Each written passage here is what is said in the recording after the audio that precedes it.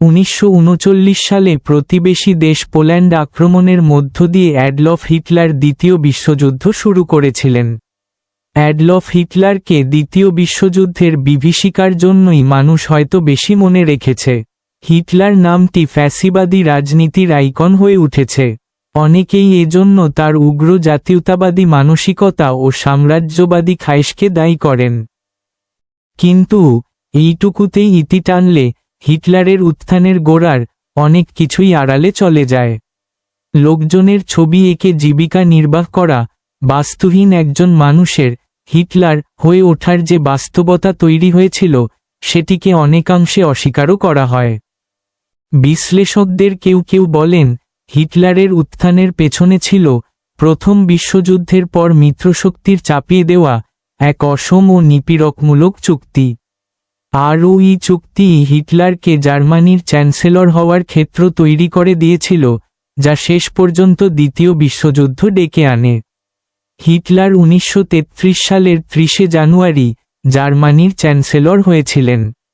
Versailles চুক্তির কিছু গুরুত্বপূর্ণ ধারা যে হিটলারের উত্থানে অবদান রেখেছে তা বলা যায়। চুক্তির শর্তগুলো জার্মান শহরে 1989 সালে জন্মগ্রহণ করেন অ্যাডলফ হিটলার। ভার্সাই হতে চেয়েছিলেন আরও কিছু শান্তি চুক্তি হিসেবে আখ্যায়িত করা হয়।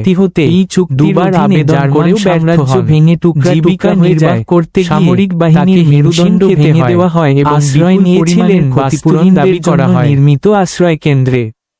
আয়ের পথ হিসেবে বেছে নিয়েছিলেন মানুষের ছবি আঁকা। হিটলার 1913 সালে জার্মানির মিউনিখে চলে যান।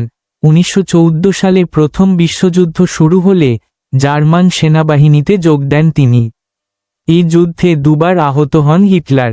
কৃতিত্বের জন্য একাধিক পদকও পান।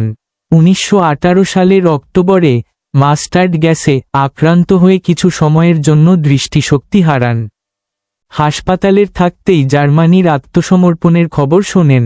পরে হিটলার দাবি করেন, এই খবর শুনে তিনি অনেক কেঁদেছেন। তিনি খুবই ক্ষুব্ধ হন। তার মনে হয়েছিল সরকার জার্মান সেনাবাহিনীর সঙ্গে বিশ্বাসঘাতকতা করেছিল।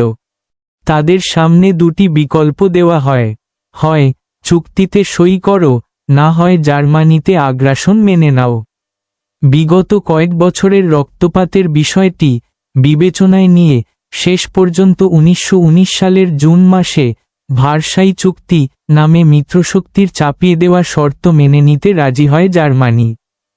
এই চুক্তি নবগঠিত ভাইমার প্রজাতন্ত্রকে আরও চাপে ফেলে দেয়, যদিও 1930 সাল পর্যন্ত তা ঠিকই ছিল।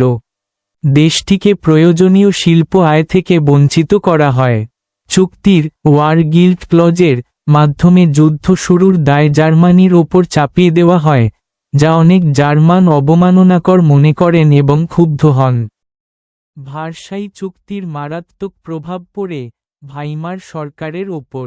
এই চুক্তিতে রাজি হওয়ার কারণে জার্মান জাতীয়তাবাদীরা সরকারকে নভেম্বর ক্রিমিনাল আখ্যা দেয় এবং এটাকে পিঠে ছুরি মারা তথা বিশ্বাসঘাতকতার সঙ্গে তুলনা করে। ভাইমার সরকারকে কোণঠাসা করতে হিটলার সভা সমাবেশে প্রায়ই এ ভাষায় আক্রমণ করতেন।